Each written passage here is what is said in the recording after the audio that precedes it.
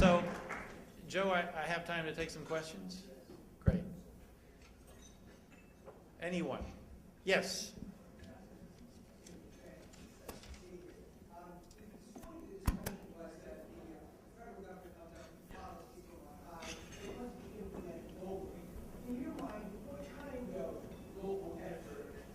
Organizationally, managerially, would be necessary to sort of do that? We have some ideas in Los Angeles what we're doing. What do you think about the local implementation of NEI?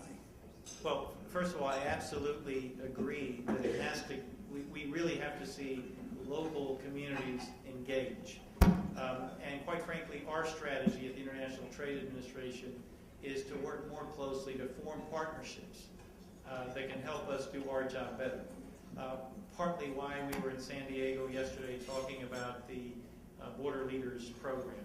So I think there are a couple of things you can do. I just gave you what should be a pretty startling statistic, that only 1% of America's businesses export. Now, admittedly, some of America's businesses are not positioned to export. If you're a local dry cleaner, it's probably going to be a little challenging to offer your services 3,000 or 4,000 miles away. But even if you take the dry cleaners out and the shoe repairman and their local restaurants, there's still a lot of companies that have an exportable good or service. So I think raising the awareness of how important this is. I could probably devote my entire speech to stories of companies that 10 years ago didn't export at all.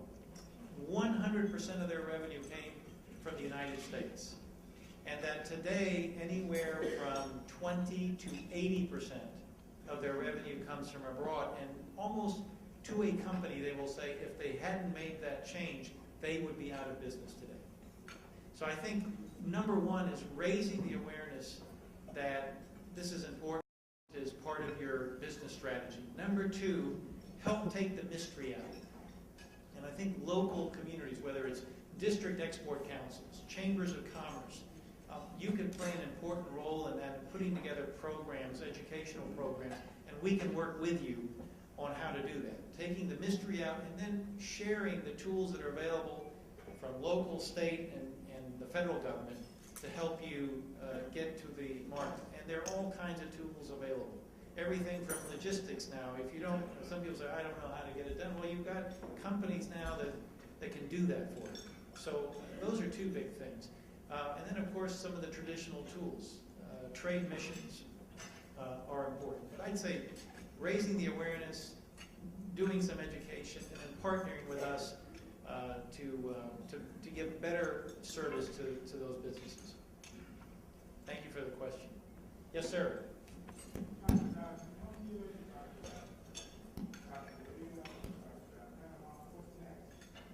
Well, one of the biggest things we have going on is the Trans-Pacific Partnership, which is a multilateral trade negotiation. It is on a fast track. President Obama directed his team to really drive this process so that there would be an agreement among the nations that form that negotiation by November, which means they would have concluded this in 2 years. It's a very, very ambitious timeline. But I certainly don't need to tell this crowd how important the Asia-Pacific region is for trade. So that's on the horizon. And then, short of trade agreements, the International Trade Administration, USTR, works very hard every day on issues like regulatory cooperation with Mexico, with Brazil, with India, harmonizing of standards. I have the privilege of leading the commercial dialogue with my counterpart in Brazil. And we kind of chip away at market barriers that exist there that make it hard to do more business between Brazil and the United States. So we have big things going on, like getting these 3 trade agreements ratified, and we have the Trans-Pacific Partnership.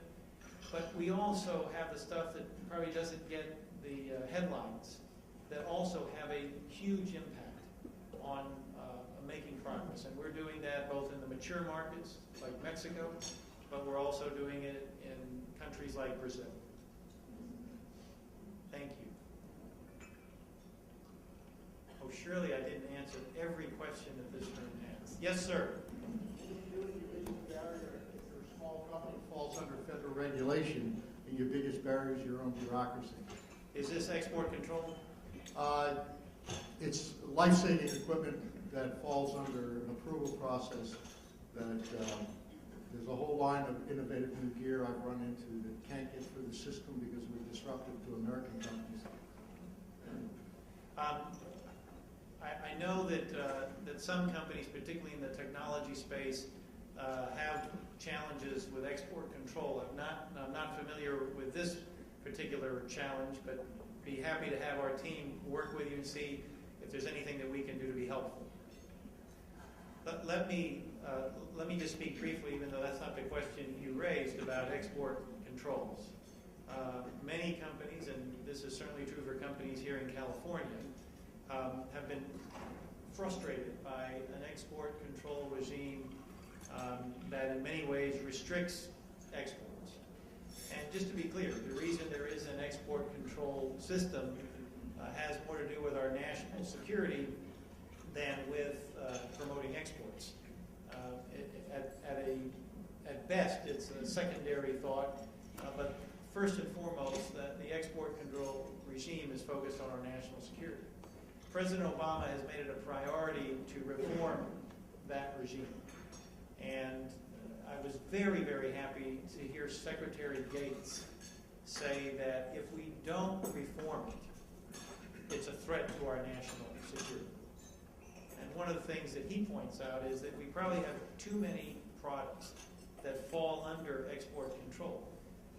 And that we need to narrow that list, focus on those products that truly are, if those products get in the hands of the wrong folks, truly are a threat to the national security. But if you're trying to track thousands and thousands of products, many of which are available on the open market anyway outside of the United States, you spread your team too thin to really do the kind of job you should be doing on those products. So when you have a Secretary of Defense that can see that, and he teams up with the Secretary of Commerce and the Secretary of State, and all three of them are in sync that we need to make change, it gives me great hope that we will do that, which, by the way, is no small feat. When you have three agencies, each with their own turf interests working together.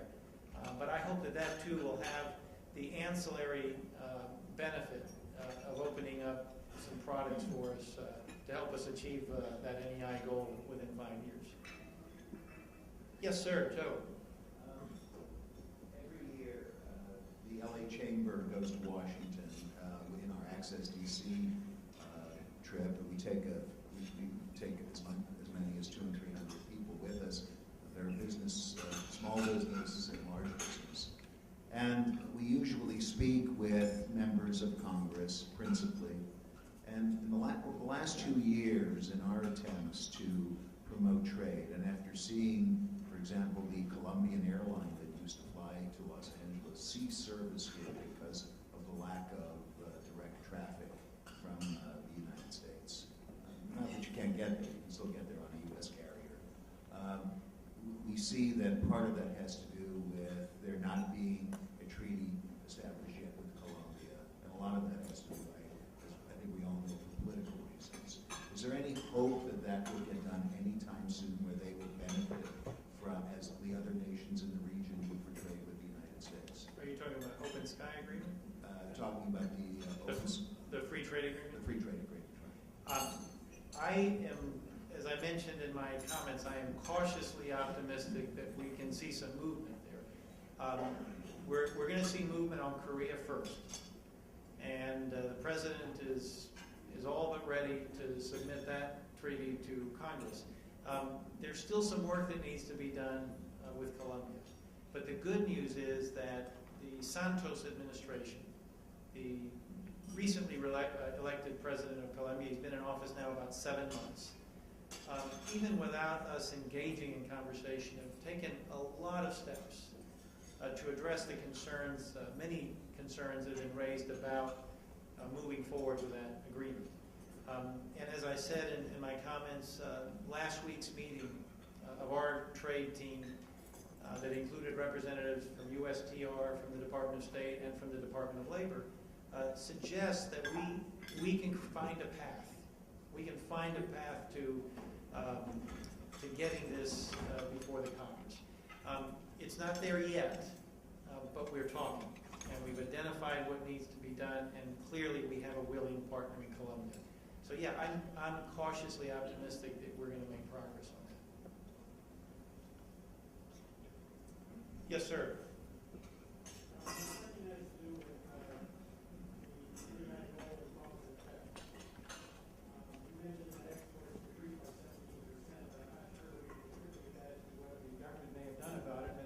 Recovery in world demand. I'm absolutely certain that we can't attribute a big chunk of that to what we've done. And therefore, what we can do is to empower the ITA team to do as much as it can, which is a funding issue. And my question, therefore, is what is happening about the funding to empower the team to do at least the incremental things that it can do? Well, ITA is not immune from the budget debate that's going on in Washington. President Obama last year included in his budget an increase of $78.5 million for ITA activities in support of the NEI. To give you some context, that was the first budget increase that ITA had seen in more than 8 years. So in effect, ITA has been doing its job, and I dare say doing it well, with a declining budget. Because even though it stays flat, costs don't. So the same amount of money, but not the same amount of costs. Unfortunately, it doesn't look like we're going to see a penny of that $78.5 million that President Obama had included in his 2011 budget. What I'm hoping for, and I mean it's anybody's guess, is that we can at least retain what we have. And what I would say to my team, and I tell my team this every time we have a hands-on chat, I will never ask them to work harder because I think we have the hardest working federal employees in the federal government. And they work very hard every single day for you. So we have to work smarter. And two ways that I'm hoping to help do that is through partnerships. We have to work with other organizations so that we can continue to do our job. And we're doing that. Last year we initiated a new program called the New Markets Initiative, which partners with FedEx, UPS, and the U.S. Postal Service. And we targeted those companies that are already export ready but are only exporting to one or two markets. So we can get that number from 58% that are exporting only one market, we get that up to a higher number. And we first had them crunch their data to identify the customers that they have that fit that profile, that go to one market, that steadily sell to that one market. Then we trained all of their international sales reps. And we trained them on a couple of things. Trained them on how to pitch the idea of going to additional markets. And then we trained them on pitching the services of the International Trade Administration, export, credit assistance from Exim Bank and SBA. And when they went out to pitch FedEx services, they also added, hey, have you thought about going to another market? We noticed that you're selling pretty regularly to Mexico. What about Canada? What about Brazil? And if you do that, you'll have help. In addition to FedEx doing all your logistics, you have the International Trade Administration who can send you on a trade mission, can do a gold key service for you, provide market research for you. And I'm real proud to say that they have sent us now over 1,000 leads in the 5 months it's been operating. And another interesting thing that's happened is, in the case of not just FedEx, 1,000 has come from all three of our partners. But in the case of FedEx, over 80% of the companies that suggested that they might want to look at a second market are now going to a second market. That's even without us touching it. But just the mere fact that we put in place a group of folks that are selling the idea of going to additional markets, and here are the ways you can get there. So we're going to have to do it with more and stronger partnerships, not just with the private sector, but with chambers of commerce, with trade associations, and we're going to have to do it through technology. We have to do a better job of getting information out through web portals and the like that can be helpful.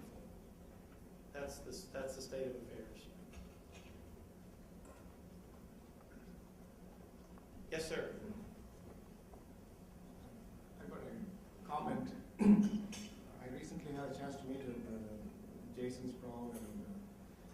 chair of the chamber of your department.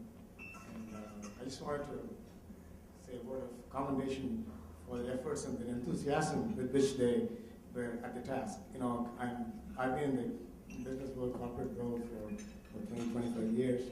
I have my own company, but I see the zeal with which they are operating, and I think they're very right in making that mention that probably they're one of the best run departments in the whole administration of the federal government-wise.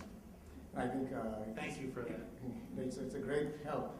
One of the things, if you can give some more market intelligence, which is very outdated, I think that's one of the areas that as companies we would like to have and see on an ongoing basis. You can get the news, but from a business climate, how the political changes are affecting the business climate, and if you can get some updates through the web portal or on direct line, that would be a great help for us as companies. It's a good point, and when I say improve our use of technology, I'm using that very broadly to make sure that we have real-time useful information for you. So I hope that we're in a kind of a continuous improvement phase, and we've come a long way in upgrading our web portals to make them more user-friendly and more useful. But we still have a long way to go. So your point is well taken. One last question?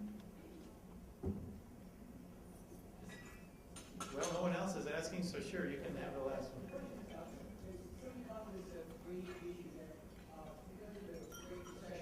That many nations have turned to exports as their answer to growth here. How is your department looking at that issue that we have to compete against the Japanese, the Koreans, the Brits, the French, all of whom have increasing export-oriented growth strategies? How are we dealing with that public policy-wise, do you think? Well, look, I think that we certainly, it's a little hard for us to say we can export and you can't. So we're certainly not going to do that. What we would say, though, is those countries that have looked outward and not so much looked at consumption within their own countries, that at least look at both.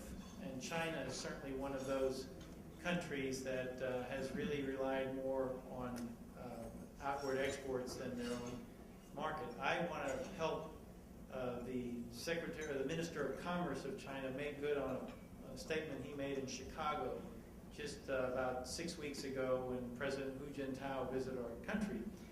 He said he wanted to see exports from the United States into China go to $200 billion. I think we're at about $91 billion in 2010. I was happy to hear it, and I want to let him know, my boss wants to let him know, we will do everything possible to help him achieve his goal. So I think clearly saying, look, you can't rely on the U.S. market anymore. We're not growing at 5, 6, 7, 8% like countries like China, India, Brazil, Peru. So you can't rely on this market solely for this. And by the way, you need to look at your own domestic markets as well.